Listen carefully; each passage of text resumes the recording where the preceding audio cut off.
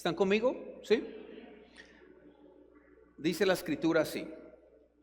Pero así dice Jehová a la casa ¿de quién? De Israel. ¿Qué dice? Buscadme y viviréis. ¿Cómo dice la escritura? Buscadme y viviréis. Versículo número 5 dice así: y no busquéis a Betel, ni entréis en Gilgal, ni paséis a Berseba,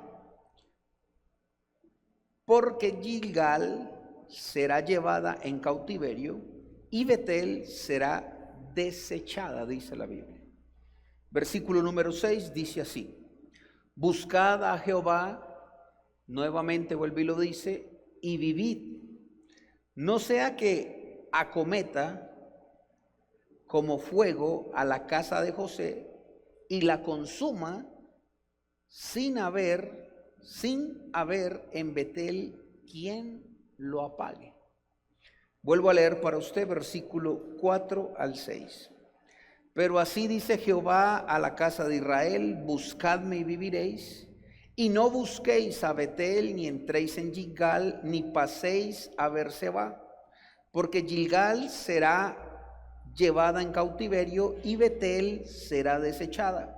Buscad a Jehová y vivid, no sea que acometa como fuego a la casa de José y la consuma sin haber en Betel quien lo apague. Présteme atención, por favor, porque esto es lo que yo considero que necesitamos el día de hoy y espero que Dios le hable en su corazón. El versículo número 5 es bien interesante porque el versículo 4 habla de buscar a Dios para que pueda haber vida. Présteme atención. Pero el versículo número 5 da una recomendación y es muy clara y muy puntual. Dice: busquen a Dios para que tengan vida. Pero el versículo número 5 dice: no busquéis a Betel. Ojo a esto. Busquen a Dios para que tengan vida. El versículo número 5 dice: no busquen a Betel, no busquen a Gilgal, no pasen por Berseba, porque estas tres ciudades, dice, serán asoladas, serán cautivas, serán destruidas.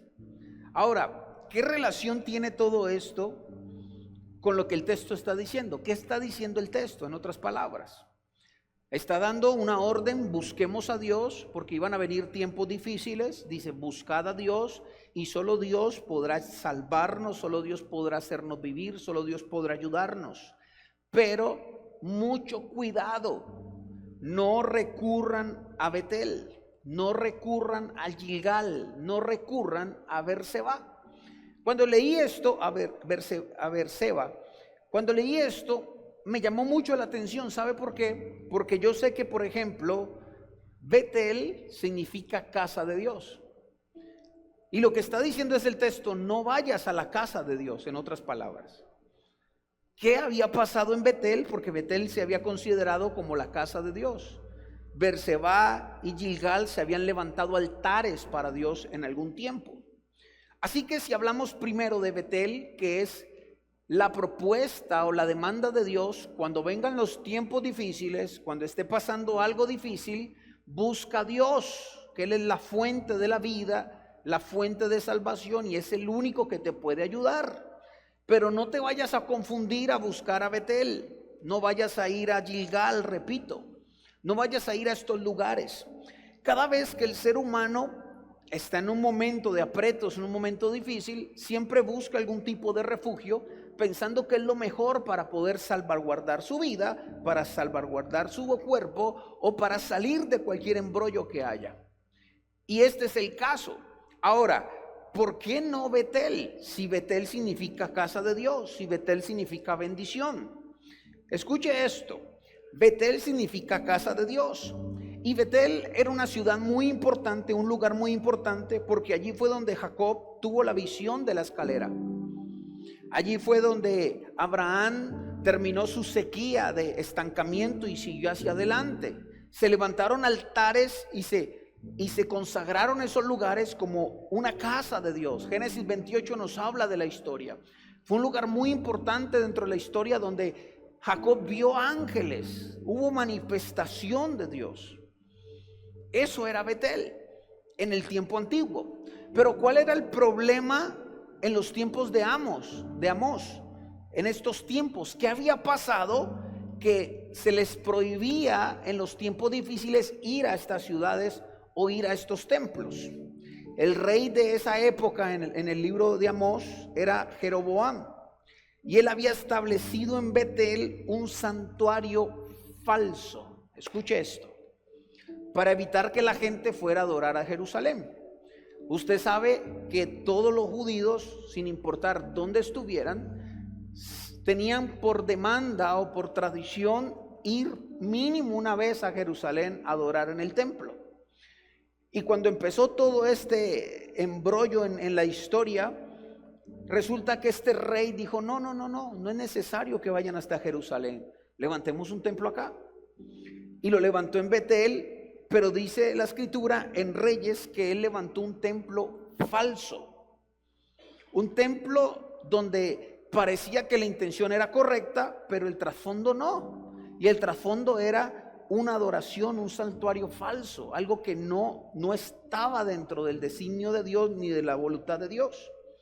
Ahora, imagínense un lugar tan bendecido como Betel se convirtió en un templo falso. Ahí adoraban, por ejemplo, un becerro de oro. Imagínense que levantaron un becerro de oro como el pueblo de Israel cuando estaba en la transición hacia su tierra prometida. Y este becerro de oro en sus conciencias querían representar a Jehová. Querían tener como una imagen visible que era el becerro de oro y que el becerro de oro representara a Jehová. Escuche esto. Pero Dios vio esto como idolatría, como un falso culto. Porque Dios no le gusta, prohíbe la idolatría. Así que era una mezcla de adoración a Dios con prácticas paganas. Venían a adorar a Dios, pero al final terminaban idolatrando a una imagen, a un becerro. Así que Betel, aunque significó mucho en la historia de los patriarcas, Betel se convirtió en un centro de culto corrupto. Escuche esto. Un centro de culto corrupto. Todo era bonito, todo estaba bien, pero se había corrompido la esencia del por qué levantar un culto, por qué hacerlo. Ahora, pastor, ¿qué de relación tiene esto? Ya voy para allá. Espérenme un momento, yo le pongo primero el fundamento para darle la palabra. Segundo, la escritura habla de Gilgal.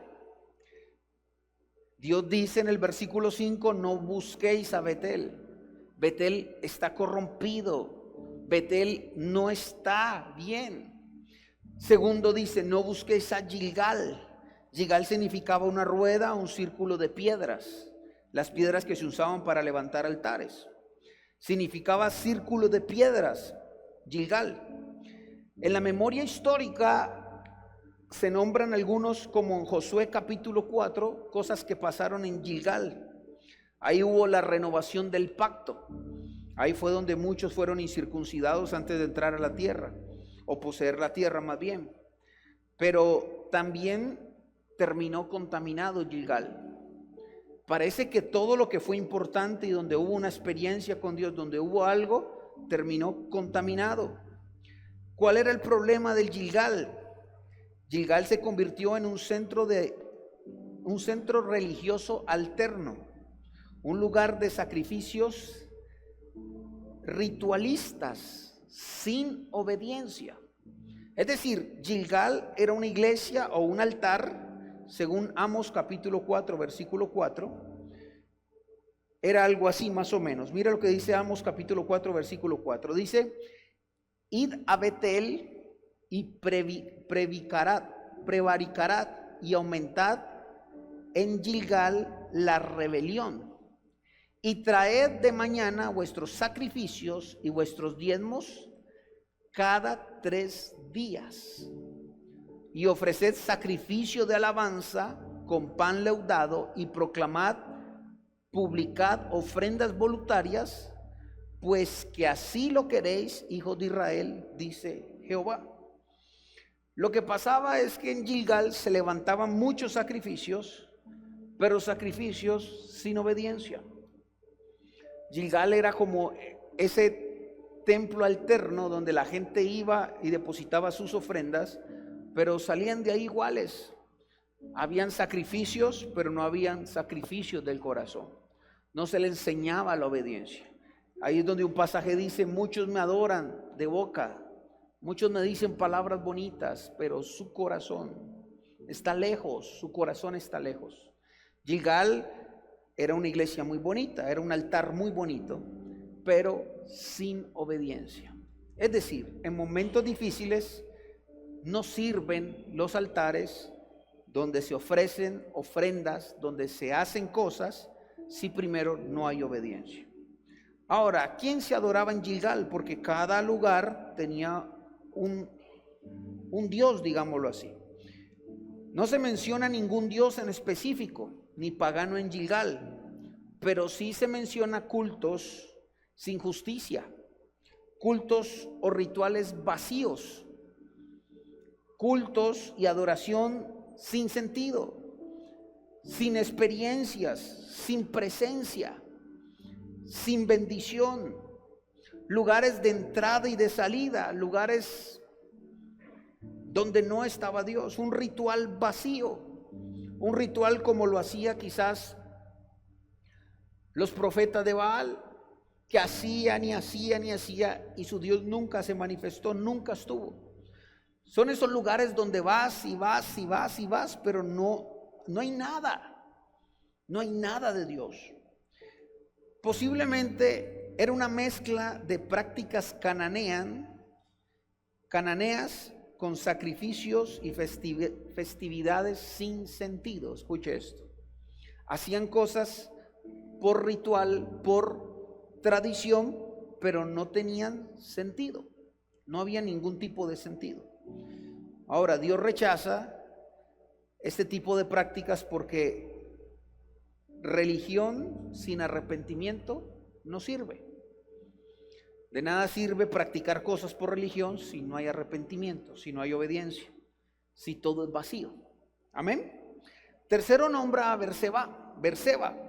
Berseba significa pozo del juramento. Déjeme ponerle por favor esto en primero. Significa el pozo del juramento o pozo de 7, lo llaman así. Era un lugar importante para Abraham, para Isaac y para Jacob.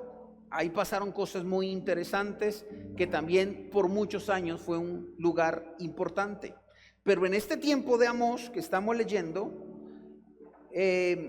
aunque estaba en Judá, Berseba, muchos israelitas viajaban hasta allí buscando experiencias religiosas. Ojo a esto. En Gilgal iban y todo era vacío, todo era sin sentido. Pero en Berseba iban a buscar una experiencia. Iban por algo, por sentir algo, por tener algo. Así que en este lugar se adoraban en lugares y santuarios y dioses ilegítimos, que no les importaba quién fuera, qué se hiciera, qué rituales había que hacer, pero la gente tenía una necesidad enorme de tener una experiencia, de sentir algo, así sea que le dé la chiripiorca, cualquier cosa.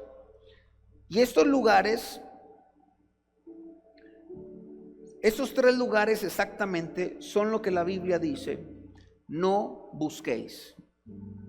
3 lugares que tienen que ver, pero que la escritura en el versículo número 5, Amós capítulo número 5, versículo 5, dice otra vez: no busquéis a Betel, no entréis en Gilgal, no paséis por Berseba, porque Gilgal será llevada en cautiverio y Betel será desechada. Y después dice el versículo 6: buscad a Jehová y vivid, dice la escritura. Ahora imagínense un tiempo difícil, porque aquí estaba llamando la gente al arrepentimiento porque venía tiempos difíciles. Y en los tiempos difíciles, o en los tiempos dicembrinos, llamémoslos así, la pregunta es: ¿a quién buscamos? ¿En qué nos refugiamos? Tanto en los tiempos difíciles como en los tiempos buenos. El ser humano tiende a buscar refugio o a buscar respuesta o a inclinar su corazón donde encuentre respuesta. Y la palabra está diciendo, sean tiempos buenos o no, la fuente de tu bendición, la fuente de la vida, la fuente de todo lo bueno que te pueda pasar se llama Dios, no lugares como estos. Entonces la gente tenía una inclinación fuerte por cada vez que pasaba algo malo, por cada vez que estaban en momentos difíciles, buscar este tipo de experiencias. Experiencias vacías, otras experiencias que los hagan sentir algo, otros lugares donde se levantaban imágenes y podían adorar a Dios, y lo que estaban haciendo es ser idólatras. Ahora, déjeme explicarle lo que siento que Dios quiere decirte con esto. ¿Qué lugares nosotros buscamos en los momentos más difíciles de nuestra vida? ¿En qué nos refugiamos? ¿Cuál es el refugio que no necesariamente es Dios, que no es necesariamente el Espíritu Santo? ¿Dónde hallamos experiencias o placer? ¿Dónde hallamos o vamos a lugares sin sentido? Por ejemplo, recuerdo mucho, que pasa mucho, ¿no? Cuando en estos días estamos almorzando con la familia Sánchez y veíamos que qué tan común era ir, por ejemplo, donde el brujo, cuando el niño le da ojo. Qué tan común es, por ejemplo, en los diciembres, las iglesias se vacían, la gente se va de rumba, la gente con plata en el bolsillo se aloca, busca experiencias, busca placer, busca llenar un vacío dentro en lugares donde Dios dice: no vayan allí, no busquen allí. Y la gente se desborda por el sentido de querer buscar experiencias, querer buscar lugares donde puedan alivianar su carga, donde puedan ayudarlo, donde su desesperación se vaya. Y la fuente, dice Dios: buscad a Jehová, buscad a Jehová. No busques otras alternativas. Tu placer no está en otra cosa que no es Dios. ¿Cuántos dicen amén a eso? Tu realización no está en otra cosa que no es Dios. Busca a Jehová y viviréis, dice la Escritura. Versículo número 14. Dice la Escritura, terminando el consejo, dice así: busca lo bueno. ¿Busca qué? Y no lo malo. ¿Qué problemas hay en la conciencia cuando se entiende que es lo bueno y lo malo y aún así no lo buscamos? ¿Qué problema hay en la conciencia cuando ya entiendes que es lo bueno y aún no lo haces? Cuando sabes que es perjudicial para tu vida espiritual, para tu vida familiar, para tu esposa, para tus hijos, y no lo haces. Sabes que no tienes que ir a ciertos lugares. Sabes que tienes que empezar a tomar ciertas decisiones en tu vida. Y dice la Biblia: busca lo bueno.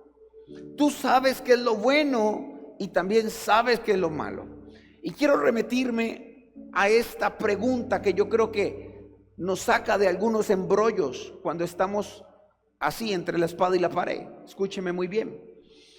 Los jóvenes más que todo dicen, y yo creo que se los he explicado algunas veces, los jóvenes dicen: bueno, pastor, ¿y qué tiene de malo? Y empiezan a evaluar las cosas con la pregunta equivocada: ¿qué tiene de malo? ¿Qué tiene de malo ir un ratico a verse va, a buscar una experiencia en una discoteca? ¿Qué tiene de malo estar a solas con mi esposa? ¿Qué tiene de malo una cervecita, pastor? ¿Qué tiene de malo una bailadita? ¿Qué tiene de malo irme a una escapadita? ¿Qué tiene de malo? ¿Qué tiene de malo? ¿Y qué tiene de malo? ¿Y qué tiene de malo? Y la gente siempre quiere evaluar lo que desea hacer formulando una mal pregunta: ¿qué tiene de malo? Y cuando buscas qué tiene de malo, como estás formulando mal la pregunta, no le vas a encontrar nada malo. Porque está mal formulada la pregunta. Es lo mismo que pasó en Génesis capítulo 3 con la serpiente y con Eva. Le cambió la fórmula y casi Eva cae en el engaño. Génesis capítulo 3, versículo 3 cuenta la historia. Bueno, el capítulo 2 cuenta la historia cuando Jesús le pone la prohibición. Dios le pone la prohibición a Eva, a Adán y Eva. Le dice: de todos los árboles que hay podés comer, solo de este no podés comer. Estaba clara la instrucción. La instrucción era: podés comer de todo, solo de uno no. Capítulo 3 se presenta la serpiente, y la serpiente, como es astuta, o sea, inteligente para lo malo, le cambia el sentido a la pregunta y le dice: ¿con que no podéis comer de todo árbol del huerto del Edén? Ojo a esto, el juego de palabras a la hora de formular mal las preguntas. Dios dijo: puedes comer de todo, solo de uno no. Y la serpiente le dijo, queriendo engañar su mente a Eva, le dice: Dios ha dicho que no podés comer de ninguno. Estaba formulando mal la pregunta. Gracias a Dios, Eva en primera instancia no cayó y entendió. Y le dijo: no. Dios no dijo que de todos, dijo que de uno. Después cayó con el segundo dardo que le mandó la serpiente. Pero este juego de palabras interpreta bien que cuando usted no pregunta bien, puede ser engañado. Entonces, si usted busca lo malo en lo que está haciendo, quizás no lo encuentra. Pero búscale lo bueno. Por eso dice: busca lo bueno y no lo malo. Diga conmigo: hay que buscar lo bueno y no lo malo.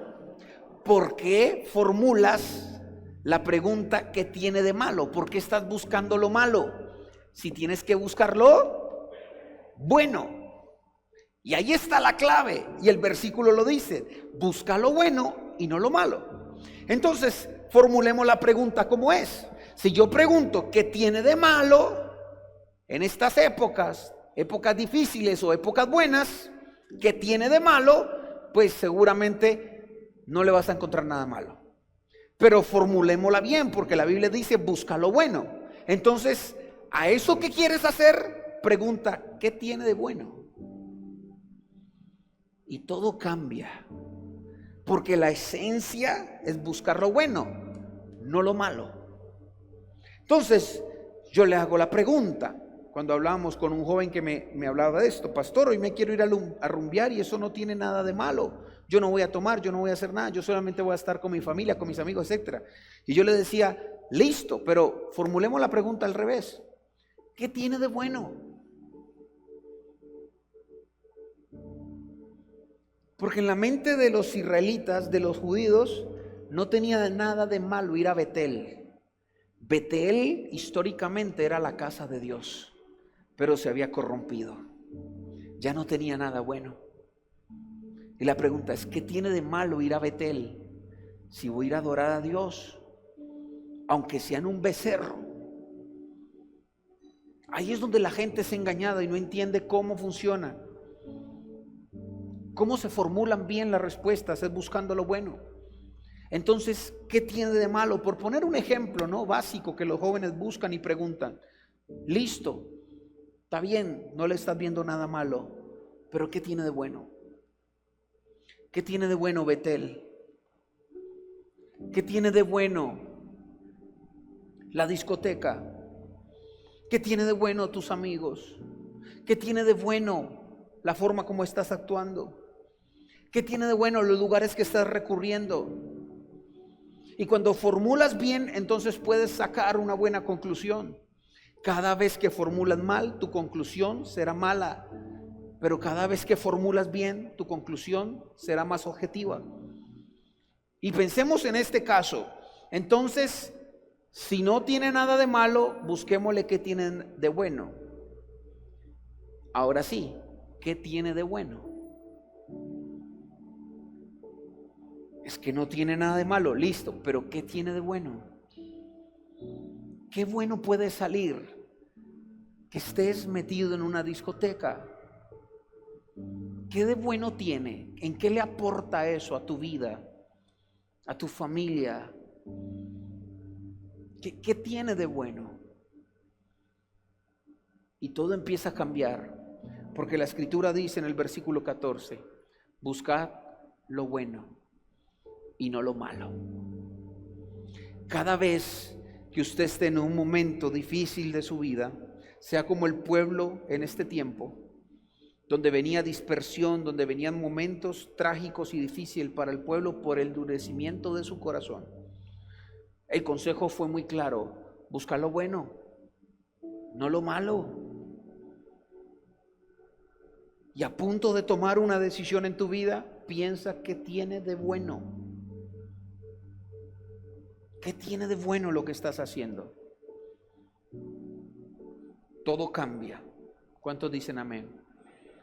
Todo cambia cuando formulas bien, porque la Escritura dice: busca lo bueno y no lo malo.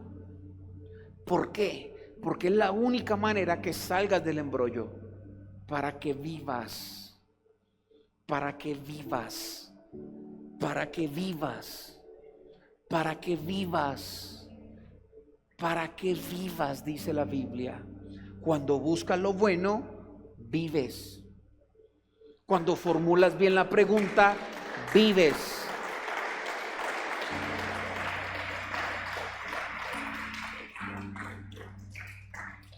¿Qué pasa cuando la gente busca el bien y no se deja engañar? Dice el versículo: porque así Jehová, Dios de los ejércitos, estará con vosotros como decís.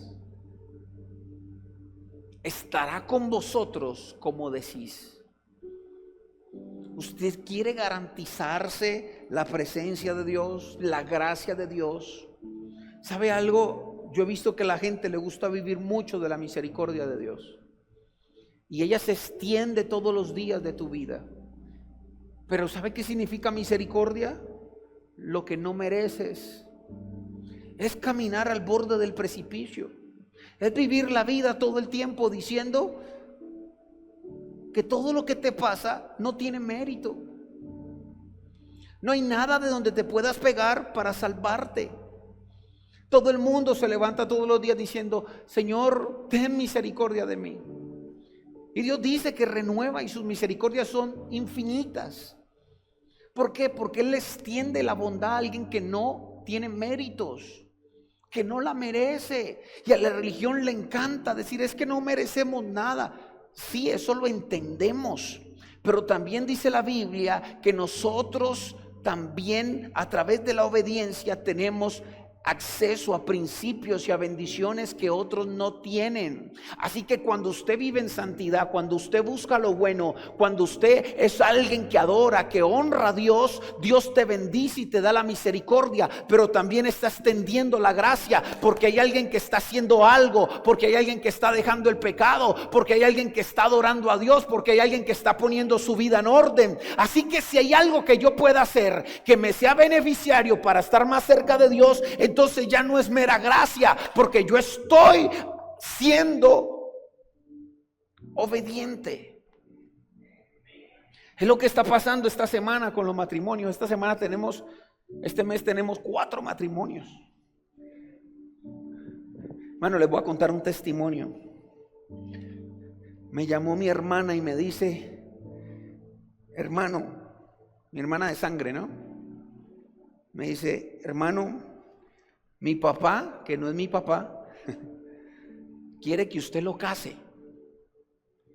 Y yo dije: ¿qué? Sí, es que se buscó una novia cristiana y le dice que no se va a vivir con él hasta que se case. Y me llamó a mí y me dijo: ¿usted los puede casar? Le dije: no, los puedo casar. ¿Cómo que no? Hasta que no reciban el prematrimonial. Y qué bendición saber que un hombre de estos, que ha sido tan distante con las cosas de Dios, ahora yo tenga el privilegio, imagínense, si es que recibe el prematrimonial, de casar al que fue mi padrastro. Una cosa de locos. Y voy a usar el prematrimonial para hablarles de Jesús. y para que reciba el Señor en el corazón, si Dios me lo permite. Pero la gente quiere ordenar su vida. Y cuando usted ordena su vida, es misericordia, pero también es gracia. Porque cuando usted ordena su vida y entra bajo pacto, bajo obediencia, ya no solo es misericordia, son principios y bendiciones. ¿Alguien me está escuchando? Y la gente es feliz basándose en la misericordia. Y lo entiendo, todos la necesitamos en algunas áreas de la vida de nosotros. Pero hay otras que vienen por obediencia, que te las ganas, por dejar que el Espíritu cambie tu vida, por tomar buenas decisiones. Señores, es muy lamentable lo que pasa en la sociedad y la gente se desquita con Dios. Y yo le digo a la gente, ¿qué culpa tiene Dios? Este domingo que pasó, vino una familia muy linda y me hablaban que muy contentos con la palabra que Dios les habló y todo eso. Y a las 6 de la tarde recibí una llamada, o a las 5, no sé, por ahí en la tarde, que el hijo se accidentó en una moto sin casco y quedó con muerte cerebral y ayer falleció.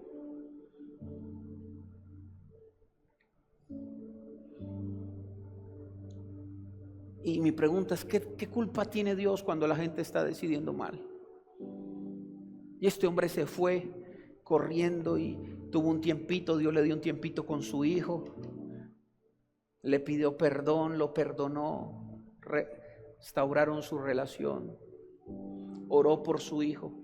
Y cuando lo llamé, cuando me di cuenta que el hijo había muerto, me dice, pastor, siento una tranquilidad.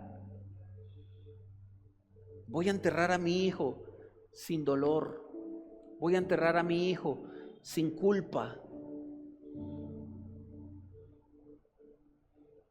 Y son momentos difíciles que todos en algún momento pasan de diferentes formas. Pero hay cosas, suena feo decirlo, pero hay cosas que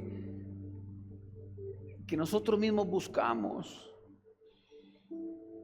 Y ahí está la misericordia de Dios, pero el día que no esté la misericordia, ¿qué culpa tiene Dios? Y así vive la gente a punta de misericordia. Gloria a Dios por eso. Pero ¿cuándo te vas a poner serio y dejar de estar buscando a Betel, a Gilgal y a Berseba? Y vas a buscar a Dios. Y vas a tomar decisiones correctas para vivir. Para que las cosas funcionen no solo por misericordia, sino por la gracia de Dios que estás viviendo bajo legalidad. Y cuando la gente se casa, señores, no solo vive por la misericordia de Dios, sino que entraron bajo el principio de la bendición de Dios. Y no es nada mejor que vivir bajo la gracia, bajo saber que usted está haciendo las cosas correcto, que usted está en el lugar correcto, que usted está tomando las decisiones correctas, que usted está buscando al Dios correcto, que usted está adorando al Dios que te escucha, que usted está adorando al Dios que te ama, no un Dios que te odia como lo hace la gente allá afuera. Y cuando usted esté bajo obediencia y está ordenando su vida, pasa algo, usted apela a la misericordia, pero también apela a la gracia. Alguien puede decirle: Señor, acuérdate de mis oraciones, acuérdate de mis ofrendas, acuérdate de mi servicio, acuérdate de mi obediencia.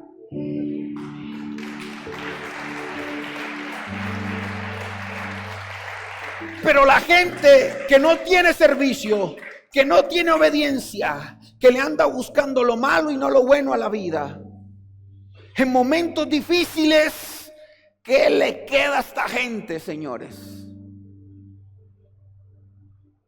Misericordia. Y Dios es tan bueno que la extiende. Y el pueblo es tan inmaduro que no lo entiende. Y le pasa como a Josafat. Dice Josafat: mis pies casi se resbalaron por ver la prosperidad de los impíos. Yo no entiendo cómo la gente allá hace lo malo y le va bien.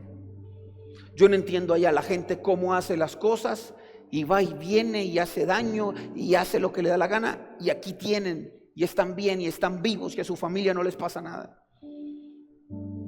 Misericordia. Pero dice Apocalipsis 2 que les ha dado un tiempo, ¿se acuerdan de la prédica? Para que se arrepientan. Y si no se arrepienten de sus fornicaciones, si no se arrepienten de ser tolerantes con Jezabel, dice la Biblia, y se les acaba el tiempo, la pregunta es, hay que buscar lo bueno. ¿Cuántos dicen amén? Lo bueno te certifica para andar en bendición.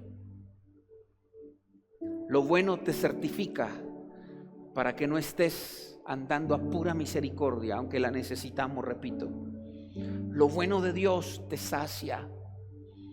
¿Sabe qué pasa cuando alguien va a un culto, como por ejemplo en Berseba o en Gilgal? No pasa nada, no sienten nada, no se sacian. Y déjeme hacerle este ejemplo. ¿Qué pasa cuando la gente busca en el adulterio, en la fornicación, en los placeres de la vida? Ese es el culto a Berseba. No se siente nada, señores. No se siente nada buscar placeres donde no sacian. Se sentirá chévere un ratico, se sentirá muy bueno, pero yo sé, porque pasé por ahí, qué miserable se siente cuando estás en la cama. Qué miserable se siente al otro día.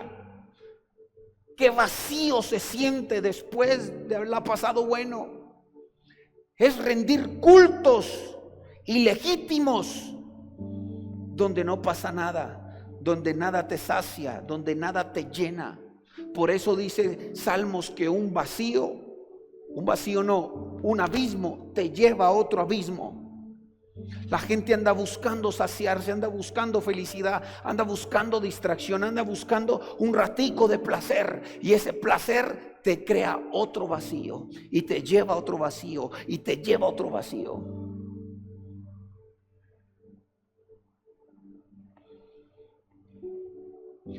Diga conmigo, busca lo bueno y no lo malo. Vamos a buscar ¿qué? ¿Y no qué? Lo malo. Solo Dios puede traer satisfacción. Berseba no satisface, solo distrae. No hay un solo hombre que encuentre satisfacción en otra cosa que no sea Dios. ¿Amén a eso? Entonces, terminemos. Contexto, lugar difícil.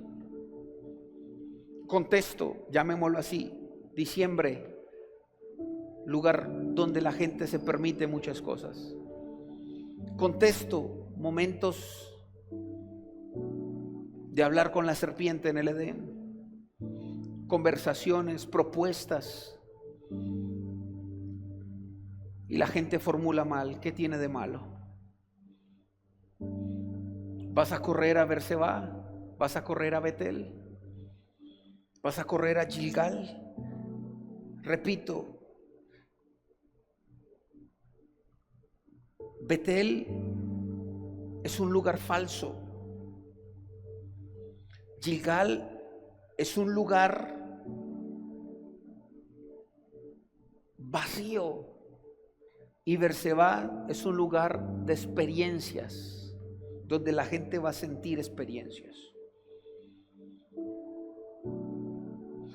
Como algo que empezó siendo bueno se corrompió siendo malo.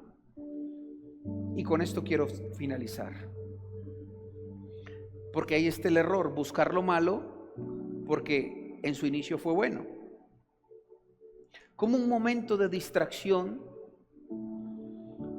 de esparcimiento, no es malo, pero se corrompió y terminó siendo malo. Como un momento familiar que no es malo puede terminar corrompiéndose y te lleva a hacer algo malo.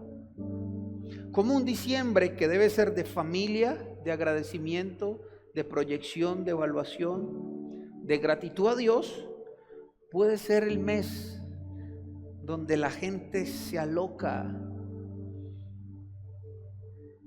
Como el dinero, que el creador de los recursos, de la prosperidad es Dios, puede terminar siendo algo malo, incluso un Dios llamado Amón.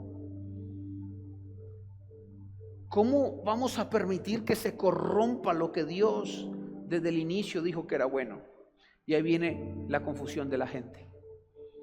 Tu familia es una bendición, no puede volverse una maldición. Tu diciembre es un año de gratitud, de mes de gratitud, no puede convertirse en tu Egipto. ¿Me está escuchando? Todo lo que Dios ha hecho contigo este año no lo puedes botar a la cesta del canasto solo por estar viviendo un momento peligroso o un momento difícil en tu vida. Por eso la Biblia dice, versículo 14, buscad lo bueno, iglesia, y no lo malo, para que viváis. Porque así dice Dios de los ejércitos, estará con vosotros como decís. Aborreced el mal y amad el bien, versículo 15, y estableced la justicia en juicio. Quizás Jehová, Dios de los ejércitos, tendrá piedad del remanente de José. ¿Cuántos dicen amén a eso? Señores y señoras, yo no sé qué está pasando y le voy a abrir mi corazón. Colóquese de pie, por favor.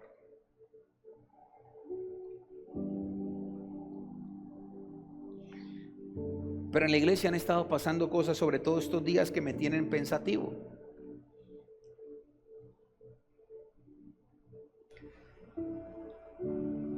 Algunos sueños que yo sé que son de Dios, que están pasando a alguna gente de Dios.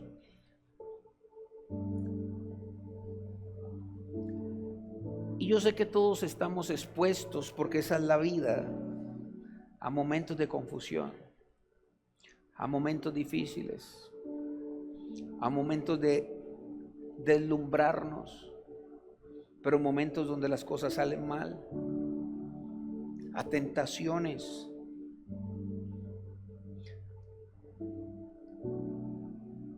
¿Sabe? Este año ha sido una bendición y no hay nada malo. No podemos decir que pasamos por un momento difícil este año. Pero quizá Dios te está hablando que el 26 puede ser que pasemos por algunos otros desafíos. Puede ser que las cosas no van a estar tan bien. Puede ser que nos encontremos en aprietos en alguna área de nuestra vida, familiar, ministerial, como ciudad. ¿Quién no pasa problemas? Pero hoy hay una palabra. En los momentos donde estemos en tiempos peligrosos o en tiempos difíciles, señores, parece tabla del 1, pero no se puede olvidar. Hay que buscar a Jehová. Hay que buscar lo bueno y no lo malo. No nos podemos olvidar de Dios por un diciembre. No nos podemos olvidar a Dios por una frustración. No nos podemos olvidar de Dios por un momento difícil. Yo le digo a la gente, cuando pasa un momento difícil, ¿qué te queda si la coges con Dios? Yo me imagino a Sergio viviendo su duelo porque su hijo se mató y al mismo tiempo peleando con Dios. No tiene sentido. Pégate de Dios para que te ayude a pasar el momento difícil. Yo no me imagino viviendo una frustración y al mismo tiempo frustrado con Dios. Si los tiempos como Amós son tan difíciles, son para pasarlos con Dios. ¿Cuántos dicen amén? Levante sus manos al cielo y dígale al Señor que usted va a buscar lo bueno. Dígale al Señor que usted se va a inclinar a buscar la vida, a buscar al Señor, que vamos a vivir y vamos a pasar por los tiempos buenos con Dios y los tiempos malos aún más con Dios. Que sea lo que repare el destino, que sea lo que repare el año, que sea lo que tenga que pasar en nuestra vida, lo vamos a pasar con Dios, iglesia. Lo vamos a pasar con Dios. Levanta tus manos. Padre, yo oro por la iglesia. Te pido que esta enseñanza que tú has puesto en mi corazón, Señor, que tan dispersas, distintas son las enseñanzas de esta casa, Señor, pero todas nos llevan a ti. Todas nos llevan a ti, Señor. Todas nos llevan a ti. Todas nos llevan a ti, Padre. Todas nos llevan a ti, Espíritu Santo de Dios. Hoy, Señor, nos saciamos de la verdad. Hoy nos saciamos de aquel que sí puede saciar nuestra alma. En tiempos difíciles o en tiempos peligrosos para muchos, como es diciembre, buscamos lo bueno, Señor, y no lo malo. Buscamos la misericordia, pero también la bendición a través de la obediencia.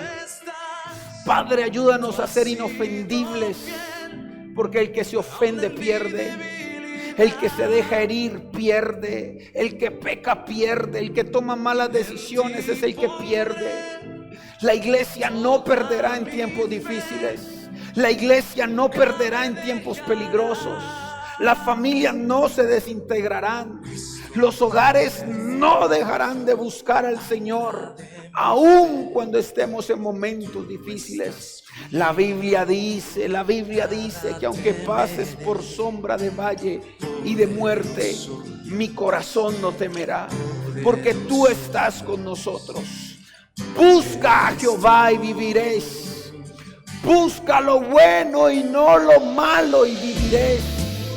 Busca a Dios y vive. Vive tu desierto con Dios. Vive tu tormenta con Dios. Vive tu tiempo difícil con Dios. Busca a Jehová en la cisterna, ahí lo encontrarás. Busca a Jehová en la cárcel y ahí estará contigo, José. Busca a Dios en la zozobra de las noches y ahí se aparecerá. Busca a Dios en los momentos buenos y ahí estará. Vive, iglesia. Busca lo bueno. Busca lo bueno. Vive. Dios te está llamando a la vida. A la vida. No a la confusión. No a la distracción. Vive en el nombre de Jesús. Siempre te Vive. alabaré. Levanta tus manos y conmigo. Cristo mi refugio, ancla de mi fe. Busca a Tú Jehová. estás conmigo, nada temeré. Poderoso Dios, Vive en el nombre de Jesús. poderoso Dios, eres tú. En el nombre de Jesús. Cristo mi refugio, ancla de mi fe. Tú estás conmigo, nada temeré. Gracias, Poderoso Dios, poderoso Dios, eres tú.